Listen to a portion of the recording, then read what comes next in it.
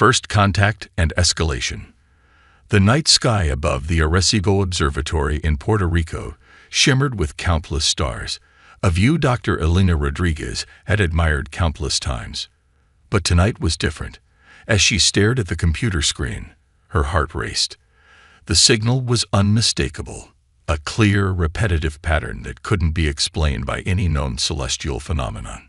"Holy shit," she whispered, her fingers flying across the keyboard. "We're not alone." Within hours, the news spread like wildfire. Governments scrambled. The United Nations convened an emergency session, and the world held its breath. Humanity had made first contact. The signal, originating from a star system just 40 light-years away, contained a simple mathematical sequence: prime numbers, the universal language. It took weeks of around-the-clock effort, but Earth's brightest minds managed to decipher more of the message. The aliens, calling themselves the Zarkan, expressed peaceful intentions and a desire to meet. Captain Sarah Chen of the newly christened United Earth Space Force stood on the bridge of the UES Horizon, humanity's first faster-than-light capable ship. They had been chosen to make the journey, to represent Earth in this historic meeting. "Status report," Chen called out, her voice steady despite the weight of responsibility on her shoulders. "All systems nominal, Captain," her XO, Commander Malik responded. "We're approaching the coordinates provided by the Zarkan." As they dropped out of FTL, a collective gasp echoed through the bridge. Before them loomed a massive ship, easily 10 times the size of the horizon. Its sleek, silvery surface seemed to ripple like liquid metal. "Open a channel," Chen ordered. A holographic screen flickered to life, revealing a being unlike anything they had ever seen. The Zarkan ambassador had 4 arms, iridescent skin, and large, multifaceted eyes that reminded Chen of a dragonfly's. "Greetings, humans," the alien's voice was melodious, almost hypnotic. "We welcome you to the galactic community." The initial exchanges were cordial, even friendly. The Zarkan shared snippets of their advanced technology, cures for diseases that had plagued humanity for centuries. Earth celebrated, reveling in this new era of interstellar cooperation. But not everyone was convinced. Admiral Viktor Petrov of the Russian Space Forces urged caution. "They're too eager," he warned during a closed UN Security Council meeting. "No species gives away such valuable knowledge without expecting something in return." His words would prove prophetic. 6 months after first contact, the Zarkan made their true intentions known. Their massive ship took up position over New York City, its weapons trained on the sprawling metropolis below. "Humans," the Zarkan Supreme Commander's voice boomed across every communication channel on Earth. "Your planet now belongs to the Zarkan Empire. Resistance is futile. Surrender, and you may live as our subjects." Panic gripped the world, but amid the chaos, humanity's spirit remained unbroken. In the White House Situation Room, President Amelia Foster's eyes blazed with determination. "We will not bow," she declared. "Humanity has faced extinction-level threats before: ice ages, plagues, 2 world wars. Each time, we've emerged stronger. We will do so again." As Zarkan ships appeared over major cities worldwide, Earth's military forces scrambled to respond. But their weapons seemed pitiful against the aliens' advanced shields and energy weapons. In orbit, Captain Chen and the crew of the Horizon found themselves in the fight of their lives. "Evasive maneuvers," Chen shouted as enemy fire rocked the ship. "Return fire, all batteries." The Horizon's experimental plasma cannons lashed out, scoring a direct hit on a Zarkan frigate. To everyone's surprise, the alien ship's shields faltered. "They're not invincible," Chen realized. She opened a channel to Earth's unified command. "This is Captain Chen. The Zarkan ships have a weakness. Their shields can't withstand sustained fire from our plasma weapons." On the ground, humanity began to rally. In the streets of London, Paris, and Beijing, people emerged from shelters, armed with whatever they could find. The Zarkan ground forces, expecting an easy conquest, found themselves facing a planet of 7 billion very angry humans. In New Delhi, a group of engineering students rigged up an EMP device that took down a Zarkan walker. In Rio de Janeiro, protesters turned their signs into improvised weapons, overwhelming alien patrols through sheer numbers. The Zarkan Supreme Commander, Xarlath, watched the unfolding resistance with growing unease. This was not how conquests usually went. These humans were supposed to be a primitive species, easy to subjugate. Instead, they fought with a ferocity that bordered on madness. Intensify the bombardment, Xarlath ordered. Break their will to resist. But as cities burned and casualties mounted, humanity's resolve only grew stronger.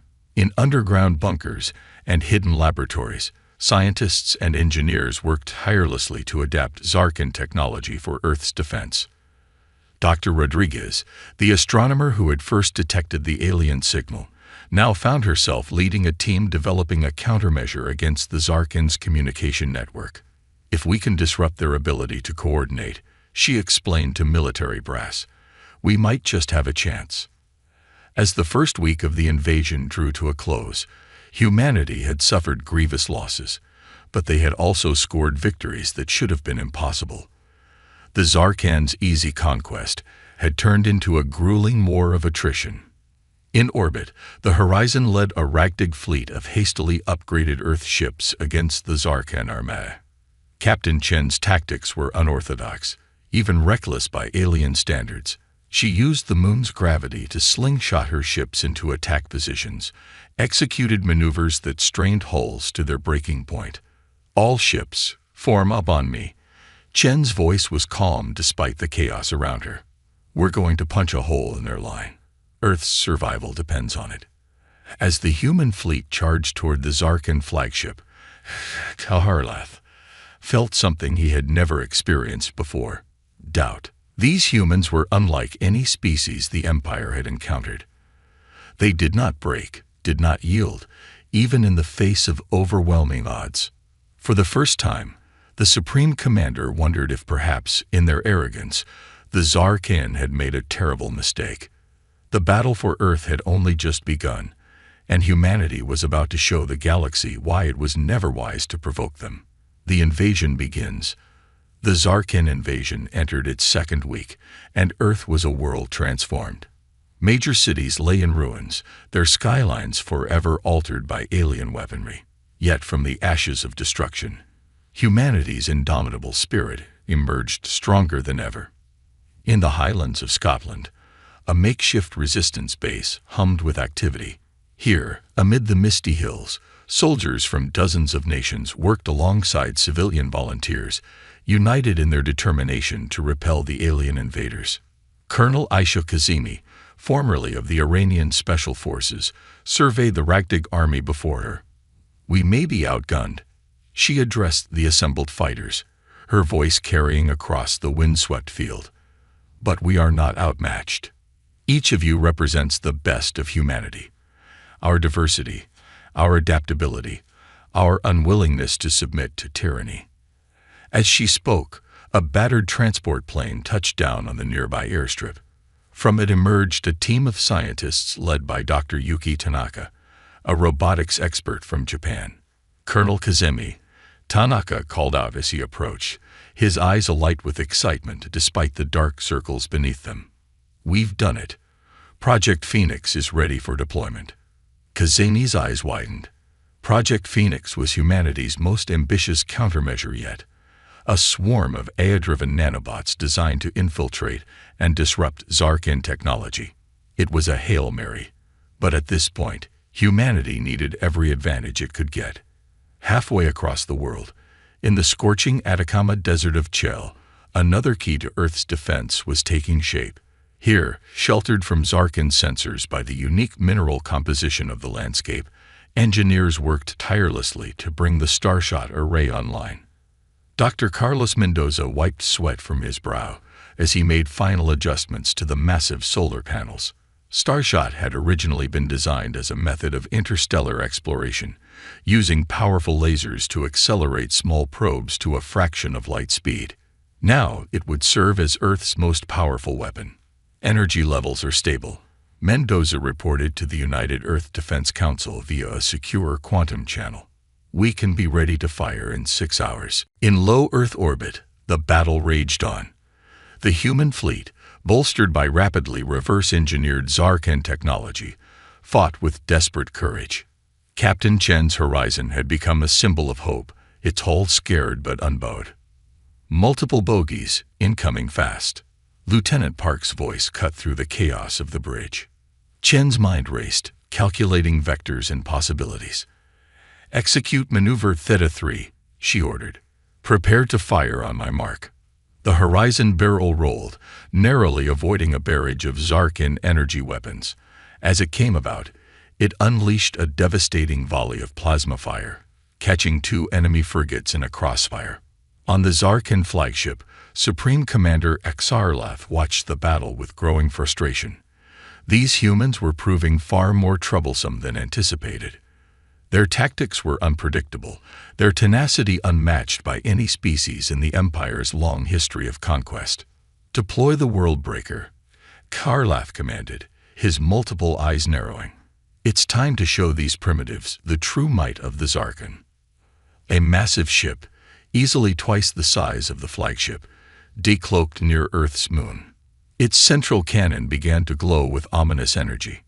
On Earth, in Washington, D.C.'s hardened underground command center, President Foster received the dire news. "Mr. President," General Martinez reported, his face grim on the holographic display. "Our sensors are detecting an energy buildup like nothing we've ever seen. Whatever that weapon is, it has the potential to crack the planet's crust." Foster's jaw set in determination. "Then we strike first. Alert all commands. Operation Thunderbolt is a go." Across the globe, humanity launched its counterattack.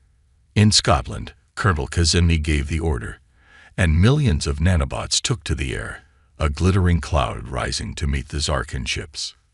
In Chile, Dr. Mendoza initiated the Starshot sequence. The array hummed to life, channeling the power of the sun into a coherent beam of unimaginable energy. And in orbit, Captain Chen led the remaining Earth fleet in a desperate gambit. "All ships, form up," her voice rang out across the comm channels. "We're going to give that world breaker something to think about." The battle that followed would be remembered for generations. Zarkan ships found their systems going haywire as Tanaka's nanobots infiltrated their computers. The World Breaker's charge was interrupted as the Starshot beam lanced up from Earth, carving a glowing path through the alien armada. Chen's fleet struck from multiple vectors, their maneuvering so aggressive it bordered on suicidal. But it worked.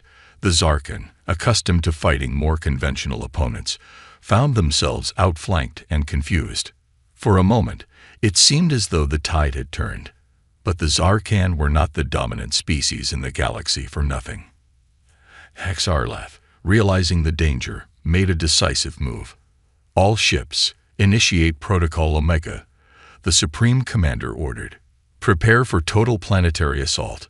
The Zarkan fleet began to descend en masse towards Earth's atmosphere. If they couldn't break humanity's will from orbit, they would do it on the ground. As burning ships streaked across the sky like falling stars, humanity braced itself.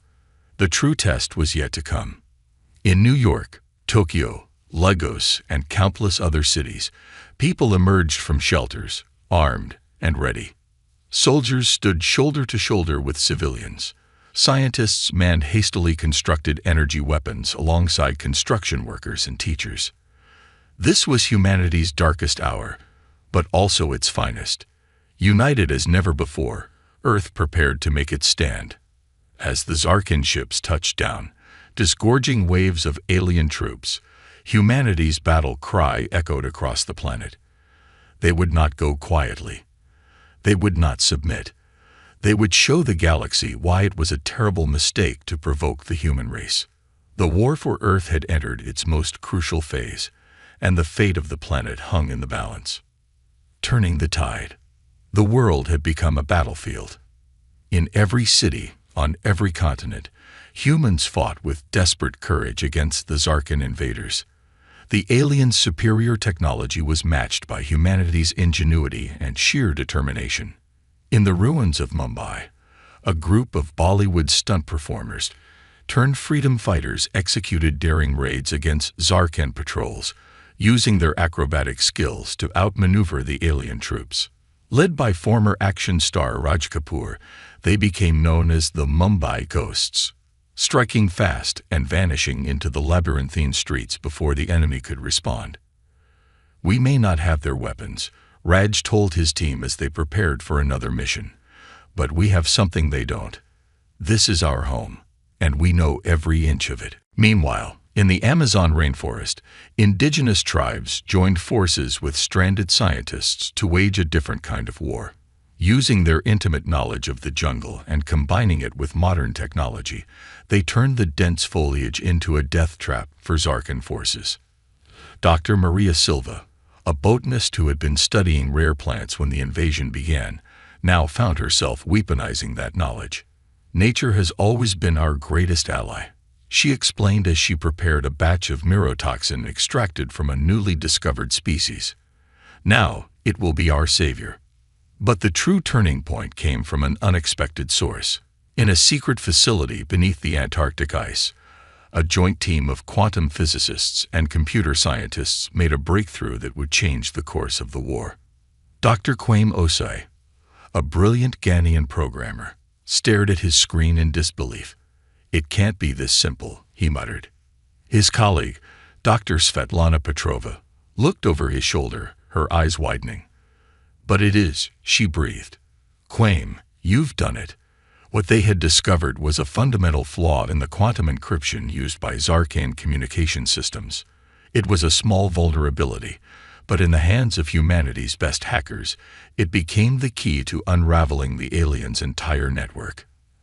As news of the discovery spread through secure channels, resistance cells worldwide began to coordinate their efforts with unprecedented efficiency.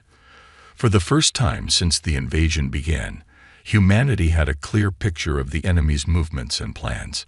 In orbit, Captain Chen received the update with grim satisfaction. "Finally," she said, turning to her XO. "Commander Malik, prepare the fleet. It's time we take back our skies." The battle that followed was unlike anything in human history. Chen's tactics, already unorthodox by Zarkan standards, now bordered on the insane. She used Earth's gravity to slingshot her ships at impossible speeds, executing maneuvers that pushed the limits of what their hulls could withstand. But it worked. The Zarkan fleet, suddenly finding their communications compromised and their movements predicted, fell into disarray. On the Zarkan flagship, Supreme Commander Xarlaf watched in growing horror as his carefully laid plans crumbled. "Impossible," he hissed, his multiple eyes blinking rapidly in distress. "How can these primitives be defeating us?" The answer came in the form of a transmission that broke through the Zarkan's scrambled communications. President Foster's face appeared on the main screen, her expression resolute. "Zarkan forces," she addressed them directly, her voice steady. "You came to our world thinking us weak, easy prey for your empire. You thought wrong. We are humanity. We have faced extinction 1,000 times over our history, and each time we have emerged stronger. We will not bow. We will not break. And we will never, ever surrender." As if to punctuate her words, the star-shot Arayan Chill fired again, its beams slicing through the Zarkan fleet with surgical precision. At the same time, Tanaka's nanobots, now upgraded with OC, and Petrova's breakthrough, swarmed through alien ships, turning their own systems against them. On the ground, the tide began to turn. In New York, a team led by NYPD Sergeant Frank O'Neill and Senegalese exchange student Adama Da managed to capture a Zarkan walker. Repurposing the alien vehicle, they turned it against its former masters, breaking the siege of Manhattan. In Beijing, a coalition of martial artists and military veterans engaged the Zarkan in close-quarters combat, negating the aliens' technological advantage. Led by former Olympian Lu Wei, they moved through the city like a storm, liberating neighborhood after neighborhood. As reports of human victories flooded in from across the globe, Tharlath made a fateful decision. "Prepare the world breaker," he commanded, his voice tight with suppressed rage. "If we cannot have this world, then no one will." The massive ship once again powered up its planet-killing weapon, aiming directly at Earth's core. But humanity was ready. In Antarctica, Osei and Petrova worked feverishly, using their newfound access to Zarkin systems to search for a weakness in the Worldbreaker's defenses. "There," Petrova exclaimed, pointing at a complex schematic. "The power distribution node. It's not shielded against quantum fluctuations." Osei nodded, his fingers flying over the keyboard. "Transmitting targeting data to all Earth forces now," he confirmed. In orbit, Chen received the information. Without hesitation, she ordered her entire fleet to concentrate fire on the designated point. "All ships, this is it," she broadcast. For Earth, the combined firepower of humanity's fleet, augmented by captured Zarkin technology, converged on the Worldbreaker's vulnerable spot. For a moment, nothing seemed to happen. Then, with a silent flash that outshone the sun, the massive ship exploded. The shockwave rippled through the Zarkin fleet, disabling ships and sending them spinning out of control. On Earth, cheers erupted from every corner of the globe as people watched the explosion light up the sky. Tharlath, his flagship crippled and his forces in disarray, finally understood the terrible truth. They had not merely underestimated humanity's technology or military prowess. They had fatally misjudged the human spirit. As the remains of the Zarkin fleet retreated, breaking orbit in a desperate bid to escape, humanity's victory shout echoed across the planet and into space. The war wasn't over. There would be battles yet to come. But in this moment, Earth had shown the galaxy a fundamental truth. Humans, when provoked, were the most dangerous species in the universe, and the stars themselves would tremble at their approach. The human counteroffensive. In the aftermath of Earth's victory, humanity wasted no time. The taste of triumph, hard-won and bittersweet, fueled a new determination. No longer content to simply defend their home, the people of Earth set their sights on the stars. In a repurposed aircraft hangar outside of Cape Canaveral, Dr. Elena Rodriguez stood before a holographic display of the Milky Way. Red dots indicated known Zarkin worlds and outposts. "We've reverse-engineered their FTL technology," she explained to the assembled world leaders. "Thanks to the data we've gleaned from captured ships, we now have a map of their empire. It's time we take the fight to them." President Foster nodded gravely. "Agreed. We can't risk them regrouping and returning. Humanity must secure its place in the galaxy." And so began the greatest endeavor in human history. All across the planet, shipyards sprang up, converting the world's industrial might towards a single purpose: the creation of Earth's first interstellar war fleet. Captain Sarah Chen, now Admiral Chen, oversaw the construction from her new flagship, the UES Defiant. "We're not just building ships," she told her crew. "We're forging humanity's future among the stars." But not all of humanity's efforts were focused on military might. Dr. Yuki Tanaka led a team of xenobiologists and cultural anthropologists in studying everything they could about Zarkin society and biology. "Know thy enemy," Tanaka mused as he pored over alien texts. "But perhaps we might also find a way to end this conflict without further bloodshed." His research led to a startling discovery. The Zarkin, for all their technological advancement, were a deeply hierarchical society. Their entire empire was built on a strict caste system, with the warrior caste, led by beings like Tharlath, at the top. "If we can somehow communicate with the lower castes," Tanaka proposed to the United Earth Council, "we might find allies within the Zarkin Empire itself." The idea was controversial, but the potential benefits were too great to ignore. As the war fleet prepared for its first FTL jump, a smaller, stealthier ship was also readied. Its mission: to infiltrate Zarkin space and make contact with potential dissidents. Colonel Aisha Kazemi volunteered to lead the mission. "I spent my life bridging divides," she said. "Why stop at species boundaries?" As Earth's ships departed, carrying humanity's hopes and dreams into the vast unknown, the people left behind turned their attention to another critical task: preparing for potential retaliation. In the Gobi Desert, a massive shield generator was under construction, designed to protect the entire planet from orbital bombardment.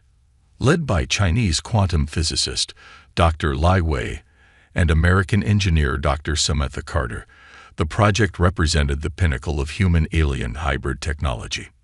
"We're writing the laws of physics as we go," Dr. Carter joked as she calibrated the main emitter array. "But that's what humans do best, isn't it? Rewrite the rules." Months passed as Earth's fleet pushed deeper into Zarkin space. Admiral Chen's tactics, honed in the desperate defense of Earth, proved devastatingly effective against the rigid Zarkin battle doctrine.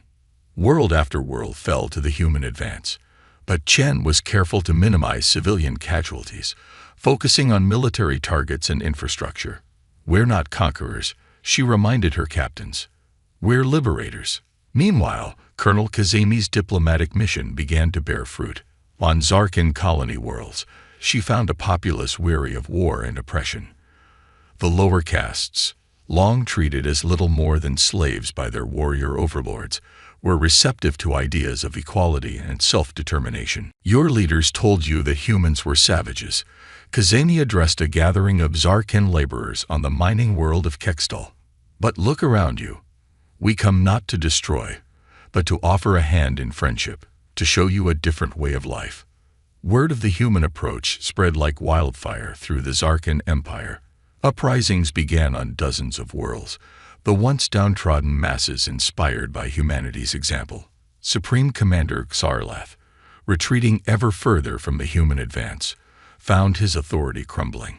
In a desperate bid to maintain control, he ordered the use of banned planet-killing weapons against rebellious worlds. "If they will not serve the Empire," he raged, "then let them serve as an example." But his actions only served to turn more of his people against him. Even members of the warrior caste began to question the wisdom of continuing the war. As news of Xarlath's atrocities reached the human fleet, Admiral Chen knew the time had come for a final push. "All ships, set course for the Zarkin homeworld," she ordered. "This ends now."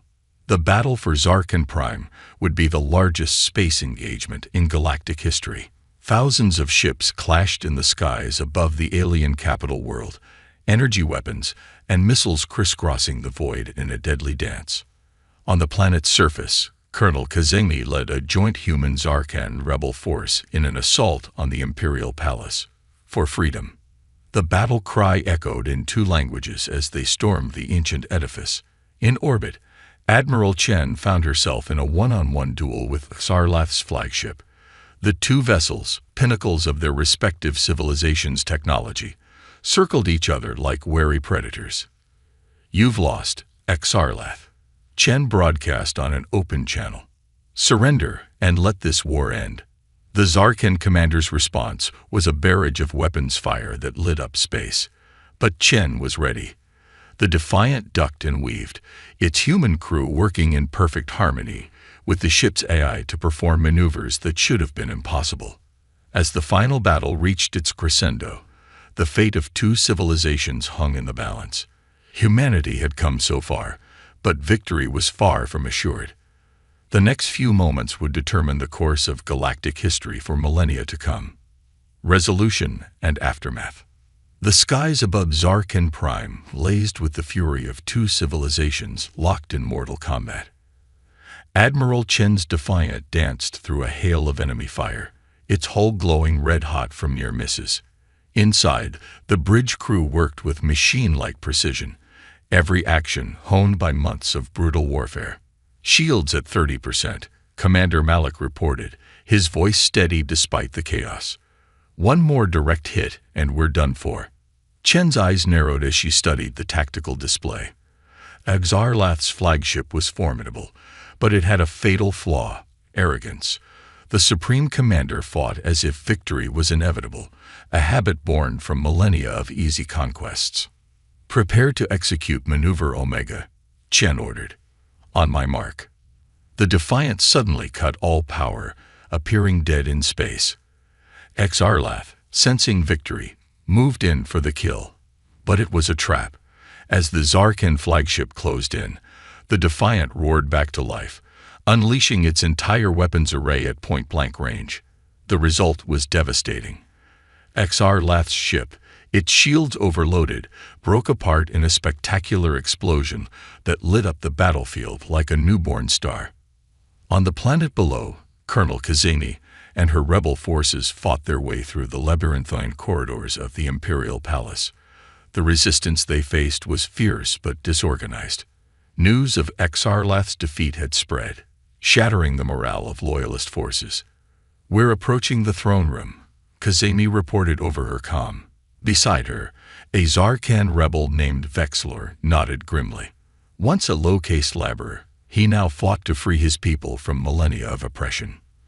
The throne room doors exploded inward, and Kazemi's team poured through the breach. What they found, however, was not what they expected.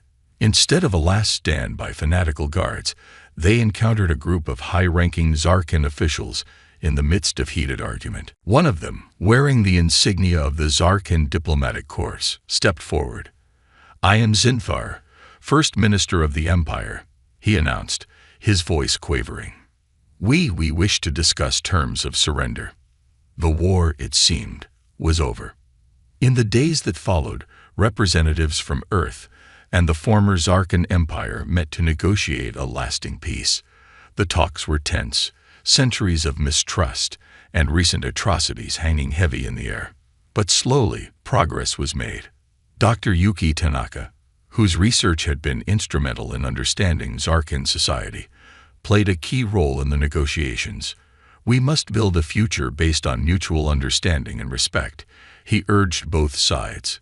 "Only then can we ensure this conflict never repeats." The resulting treaty was revolutionary. The Zarkan Empire would be dissolved, replaced by a confederation of independent worlds.